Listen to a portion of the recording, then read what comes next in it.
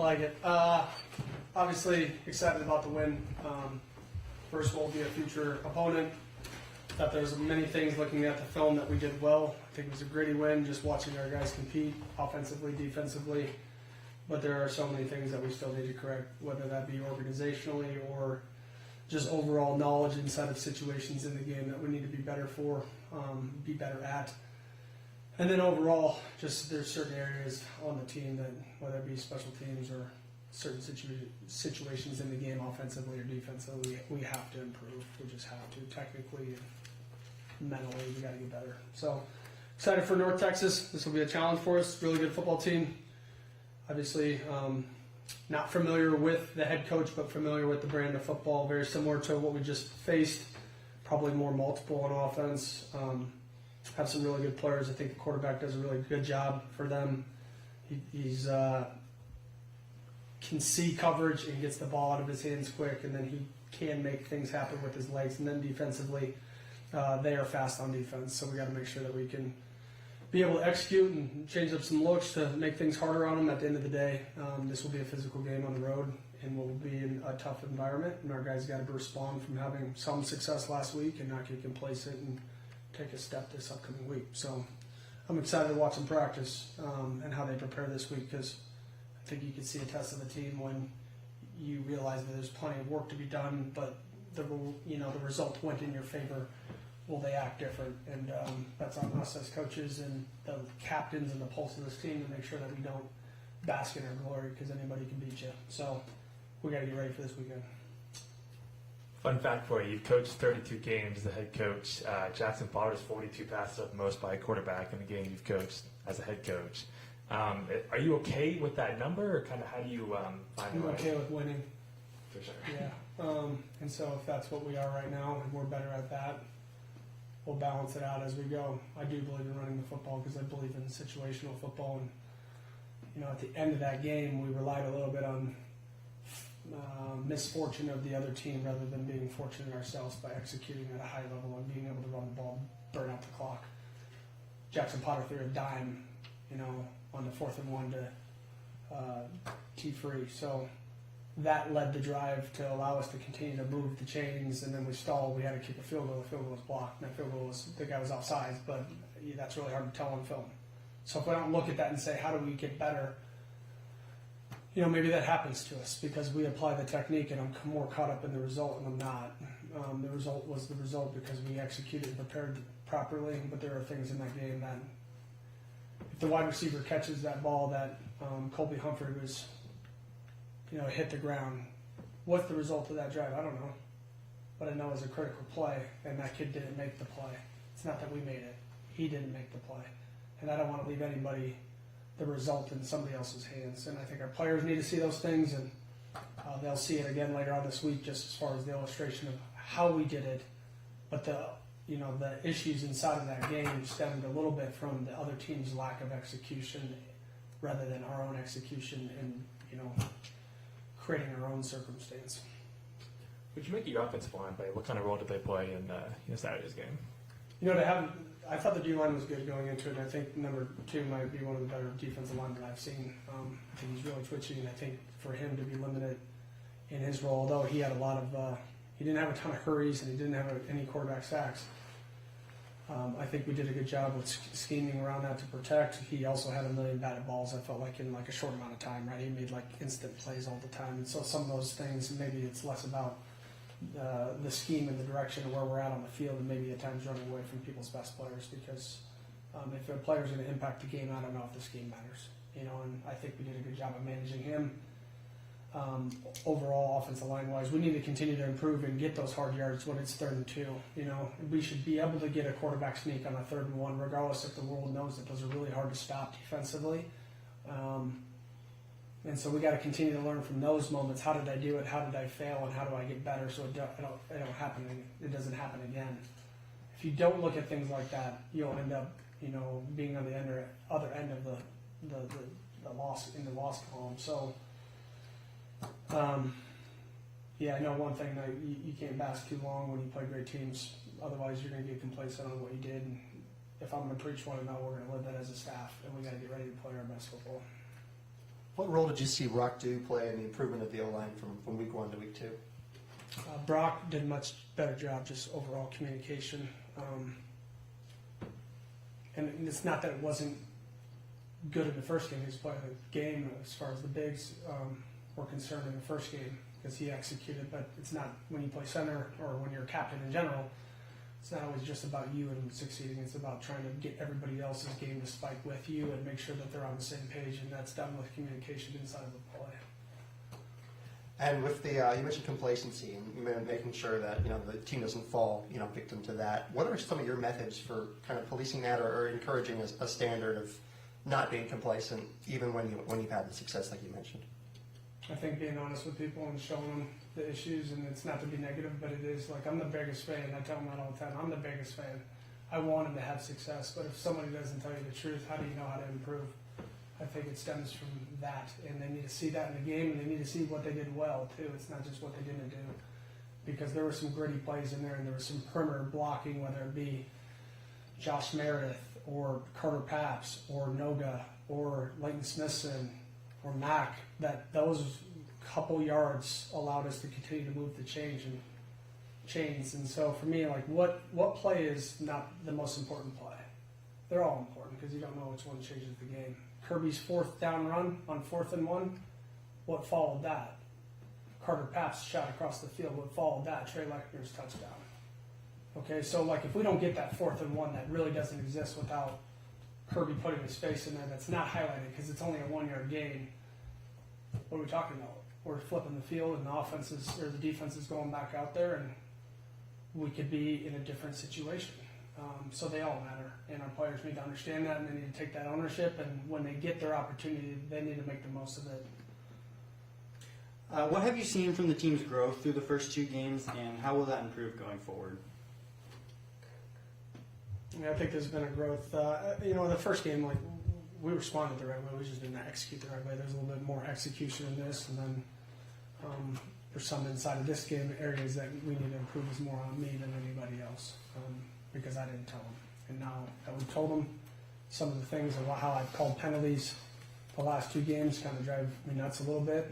But the reality is that's on me more than anything else. We took a penalty coming out of really a dead timeout, right? And we just take a delay of game. Well, we took the field and there was 22 seconds left. We're standing over the ball and the opposing defense didn't come out until 15 seconds left. And they kind of just sat there and waited for them. I thought they would pump the clock based off of the situation of waiting on a team to address the football. So there's certain things like that I regret not taking action in. I don't know if I would have burned a timeout still, but I was confused. But substitution errors cannot happen. Not knowing that you're supposed to be in on a unit cannot happen. Some of the punt issues cannot happen. We got to be able to flip the field if we want to be good. And because at the end of the day, if we expect our defense to hold people and then get a 3 and out, they're punting to us and they flip it. We cut the margin in half and how far we have to go to score a touchdown. That's what I'm talking about. We have to be able to move the ball, regardless if we're scoring or not, to flip fields, to make them move it on us rather than giving it to them at the 50 every single drive. And so hopefully that point was clear this morning. It's not that we have to be perfect in scoring every play because it's unrealistic, but we have to hold ourselves to a certain standard that we're going to be on the field to move it how we need to move it to get to the field position which we need to. If we have to punt, we have to punt. But we should be able to kick field goals and score. Every play is ending in a good kick. PAT, field goal, or a punt. And we need to execute that way to do it. Yeah, and then how do you continue the momentum of winning and being 2-0 while going on the road for the first time? Yeah, you practice the right way. You prepare the right way and you don't get caught up in what people think about you. We were the world's worst a week ago, and then there hasn't been much written since. Not negative, at least. There's been articles, and I appreciate you guys for putting it out there, but not negative. And I'm cool with that. It's our job to go out there and put a product on the field that we're proud of and not care about what other people say about us. Because at the end of the day, if you're not your biggest critic, you have bigger issues. And for me, I am our biggest critic, and so is our coaching staff. For our players, and our players need to internally take that on and say, I'm my own biggest critic to go out and have the product that they're proud of. You talked about the blocking on the perimeter. There were a couple plays, just kind of in watching some of the replay, where it's a swing pass to Tony, and you mentioned Carter Paps. He's out there, and he's moving guys, and there were at least a few plays where an extra 10, 15 yards are created because of that physicality. When you look at a freshman doing that, how much do you kind of point to that and say, hey, every guy in the room needs to be doing that if the kid who is coming off of being the guy in high school is able to do this and go out and put his nose into the dirt and bury guys? I think it's a mentality thing. I think for one, it's understanding leverage and having savviness. I don't just accredit it to one thing. I think Carter Paps has played everything in his small town and what he's been asked to do in his community, because he's the best player in that whole community. And when you're asked to do that and you recruit a small town prospect that maybe doesn't have a million stars, you get a kid that understands leverage and small things that maybe the kid with the highest ranking coming out of high school has. Those are the kids that we've always been able to find. But to see a kid like that come in and have the confidence that he has, that stems from just like believing in himself. It's nothing that we've done. Carter Paps is a confident kid. He has zero arrogance, works extremely hard, stays focused on the small things, doesn't get caught up in what people think of him, and the results are showing. And he's starting to step on people's toes as far as roster spot and playing time, because if I'm playing wide receiver and I'm only good when I catch the football, what good am I to the team even being on the field when I'm not catching the football? They got to run full speed and they got to block full speed, and that will put you on the field because you're giving something to the team that the other person is not giving only when they catch the football. I can't guarantee where Jaxon throws the ball. His job is to throw it to the open guy.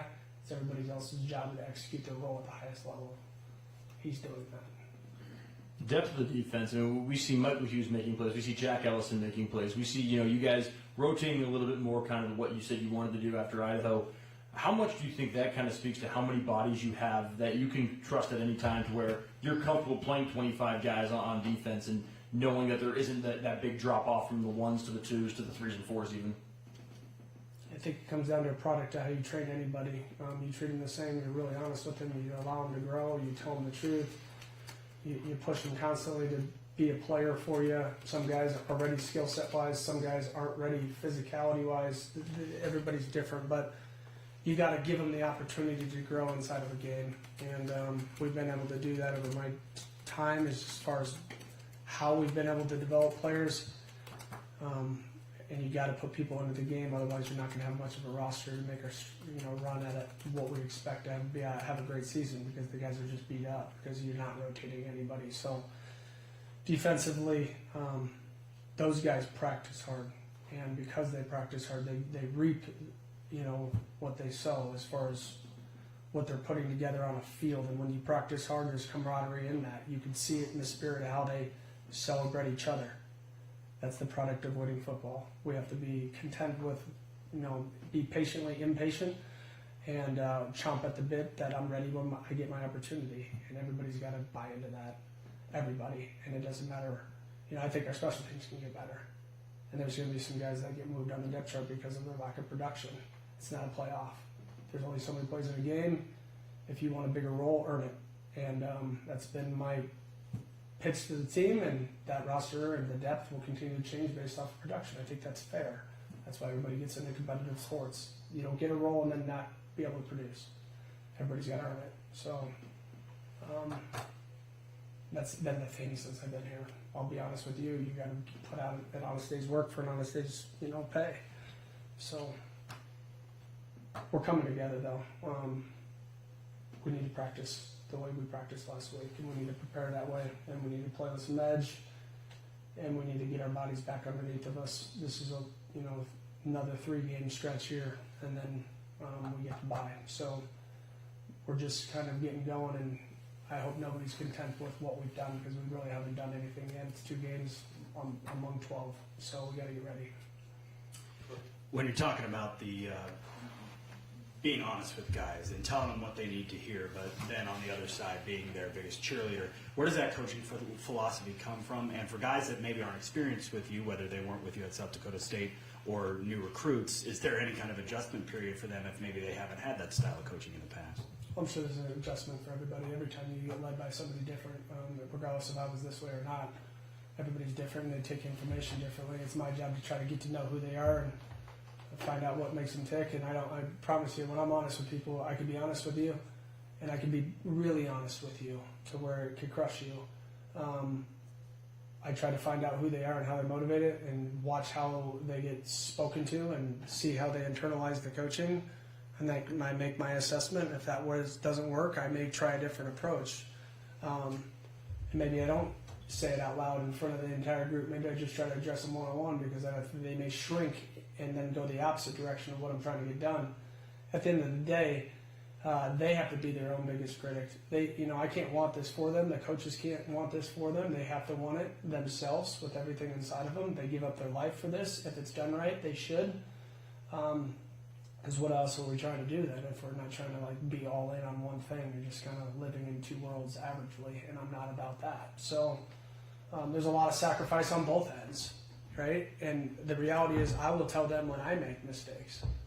I think they need to hear that I know that I'm not perfect, and I'm my biggest critic, and I tell them where my error was at.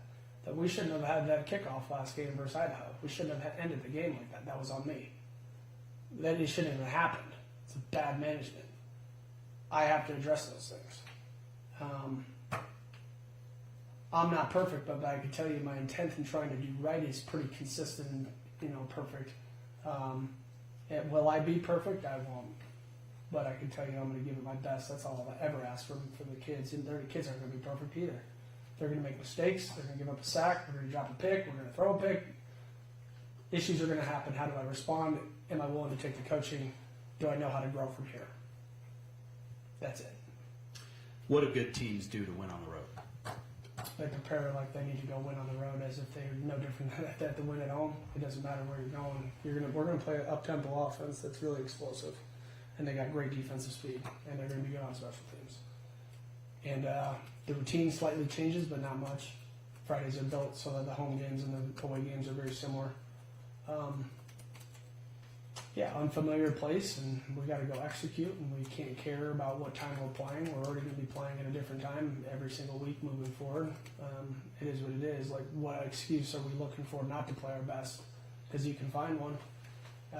That can't happen. We have enough mature leadership on this team, and has gone through a lot in their time here, or with me, and at the prior stop, that they know that any team can beat you if you don't show up and prepare the right way, and you take people in the moment for granted. Coach, when you think about what you want to be thought of as a team identity, you're building that now in week 3. Where would you summarize that of what you want people to see from this team and what that standard is? Yeah, I would say toughness. I've told this story numerous times, but when I was an assistant, I was actually a graduate assistant at South Dakota State. I had the opportunity to sit in, and a lot of people get hired as a coach. And one of the assistants that was getting hired at that time was asked a question by our defensive coordinator, Jay Blubach. How do you want your defense to be known by, or what do you want your defense to be known by or known for? Give us one word. And the guy kind of just sat there and waited for, he was trying to fill out the answer that was what was asked of him, so he could give the right answer for the interview. And he's like, that's a good question. What do you think? And he said, tough. And we've changed the word tough as in TUFF, which means team, nothing is greater than the team, understanding of the expectations and understanding of the standard in which you're supposed to uphold, and then the 2 F's mean focused and finished. That's what it takes. It takes a certain level of focus to be able to accomplish something, and then you can't give in to, external things or feelings that you may have. You have to learn how to finish in life. And if I can get these kids to do one thing, I hope that they leave here and realize that they got so much more in the tank that they realize, and they can become a better person. They can work themselves and have a career to be proud of. And football's lasts a certain point of their life. It's such a small percentage, but if they can learn how to work hard, I think anybody that works hard can have success in any capacity. It's just how much you're willing to give and sacrifice in order for it to happen. That's what I think. And so we need to be tough, and we need to outlast people, because I can't guarantee that we'll always be the most athletic. I've always felt like that. There's always a kid that runs faster. There's always a bigger player. You have to hustle people. You got to play with more passion than people. And you got to be more physical than people. And if you can do that, you have a chance to have success. But it's got to be gritty, and you got to do it the right way. And if you watch this play, I felt like that was a little bit of a brand of what I want to look like Wasn't easy, wasn't pretty. That was a good defense, and we out-executed, used 53 yards of width on the field, and we're able to have success. And defensively, we need to cover 53 yards of the field. So, it wasn't perfect. It wasn't. We're chasing that though, and we're probably not going to end up stopping or feeling any form of gratitude about this season until the season is over with. That's how you take the steps. So, that's kind of who I am. You're probably going to hear the same message next week. And then, oh, sorry. Just one more for me. When you opened up today, you kind of mentioned not only just practicing better and like you did last week, but also kind of making those mental lapses smaller. Can you kind of elaborate where you're seeing maybe some places where those guys need to get better in the mental standpoint? Well, some of it is on me. It's what we call, for third down personnel, and it's 3rd and 9, and then they get 6 yards, and now it's 4th and 3, and you're in the situation of it being punt return or switching the personnel because they're going for it on offense. The people that are on the special teams unit, they can't just leave the huddle on defense to go over to the special teams unit thinking that the drive is over for them and check in with that. That's on me. It's not on any player, but that's what happened, and I'm calling a timeout because we don't have the right personnel package on the field because they're over in a different segment. We need to grow. 3rd down and 4th down is money down defensively. They can go for it at any point. We need to be on par with that. We need to make sure that the last week versus the University of Idaho, we messed up on 3rd down to start that drive. We took a delay-up game because we had 10 people on the field because one of those guys that was on the team or on the field at that time ran off on it. It was the same person that had a mental error. He went the wrong direction. He was in his own head. He initiated that he was on punt, and then he forgot to come onto the punt field. Some things that I think that I can't take for granted, I need to change. And those things are on me more than anything else. But I can't use timeouts off of dumb mistakes like that because that will kill you later on. And had we needed it, we wouldn't have had it. So, punt, we're going to be able to flip the field defensively. Overall, the swarm has been good. Setting edges, I feel like we did a good job. We got to continue to communicate, and certain plays there when we fell down on the 4th down throw there, where that led to a touchdown. I know that Duran didn't mean to fall down, and it's just a technique thing. So like those things and having those experiences, and then coming out with a win, they're still there to learn from. It's just it worked out in our favor, and you don't have to. Sulk in this longer than we would for if we won, but we're going to say our standard is one thing. I can't change the standard because the result went in our favor. It is just what it is, and they need to know that. And honestly, if you want to be good, hopefully they want it, right? Like that's the overall goal. Hopefully they want to be told the truth and they want to grow because everything that they want is on the opposite side of hard things. Like anything that's worth attaining isn't, it's got to be hard. That's why it's enjoyable. If it's not, then you probably wouldn't want it as much. So it's a lot of work that goes into this, and we need to just keep chomping at the bit to get better. We saw Kale in uniform, but didn't see him on the field. Just kind of what was the He's going. He's going? Yeah. And then just other guys who may be questionable for this week. Have an update, just kind of what else kind of know on the injuries front? I couldn't tell you anything on that one, really. Attacking an offense that throws it around so much, really is able to put up a lot of points, but so far this season hasn't turned over the ball a lot. As a defense and as a defensive-minded coach, just how do you prepare for players a defense that'll have their opportunities against an offense that's going to maybe put it in the air a lot, but maybe not is loose with the football? Yeah, I think you prepare for them all the same. You got to understand where they're trying to attack you, and look at your personnel and say, are these the right guys on the field versus this matchup? It's not that our players are inadequate of doing a job. It's just somebody may be better than you. And we got to put our guys in a position to have success.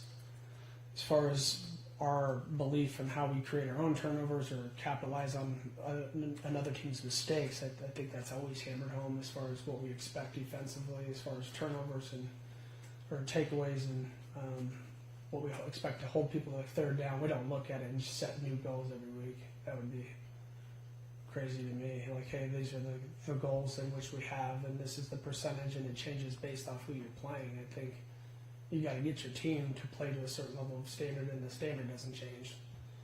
And so we need to make sure that we continue to have success on 3rd and 4th down like we did. We got to get some turnovers. I thought, we were able to have a 3 and out there, a 4th down stop. We were able to get a safety. Like those are turnovers to me. Anytime you can hold an offense to 3 points, that's a huge win for me or us. And especially if you do it after a turnover on their side of the field, right? So there's a lot of things that aren't going to change based off of who we're playing, and I would say the standard of how we play defense isn't going to change at all. On Saturday, you mentioned you were surprised that was Bobby's first 1.5 sacks of his career. What was your first impression of Bobby's work ethic, and how have you kind of seen him continue to prepare and reach moments like he did on Saturday? I think if you don't know Bobby, if you don't know him and you don't get to know him, it kind of seems like a little bit of a robot because he's hard to read at times. When you get to know him, he's an awesome person and he's got a great sense of humor and he's quite a character actually. But he works extremely hard. I noticed that from day one. He's pound for pound one of the most explosive guys on our team that works really hard. That for a 5 or 6 a.m. morning workout, he's here an hour and a half prior, rolling out his body and eating the right amount of calories in order to have success in the weight room, and then he has a routine after that. And I think when you can get more guys like that are bought into the actual process of how it is supposed to be done, you have a better chance of having success than just relying on God-given talent. And the ones that have the talent, if they would just be half of what Bobby's work ethic is, like true talent, who knows where those people can go. And that's my job, is to try to encourage, the Pulse's job to encourage them to follow these guys, because there isn't one guy in that Pulse group that doesn't work hard.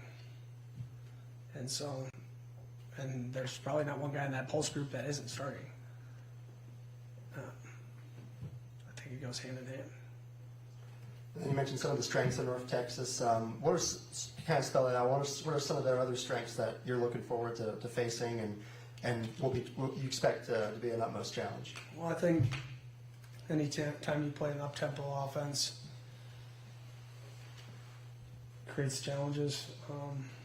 They have to execute, otherwise it goes into our favor. The RPO, to the side of the back, away from the back, the athletic quarterback that can extend plays on just when plays break down.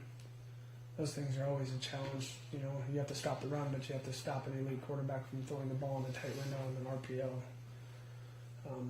It's the offensive, the game is getting harder to stop people because the game keeps evolving and the schemes keep becoming more and more challenging. And when you play against great offensive coaches like North Texas has, obviously Washington State is accustomed to him and his success and saw what he was able to do here. Not just here, but he's a part of that system of Incarnate Word too, and we've had the opportunity to play them twice last year. Not saying that it's all the same; they probably have quite a bit more flexibility, but it's very similar. So it kind of helps us defensively, but to say that we can do the same thing to North Texas as we did to Incarnate Word, but we won't and we can't. So. We're going to have to come up with a great game plan, which we're working on right now, and we're going to have to play fast and try to out-physical people. And it's the same type of rhythm of success that I would tell you if we were playing another team too. We got to out-scheme people, and we got to out-physical people, and we got to play harder than people. Just some of the lulls on offense after Saturday's game. Have you noticed a common denominator with some of those? Yeah, when you take a tackle for loss or you have a penalty, it's hard to move the change, and those happen. We would move down the field and we would stall on the holding penalty.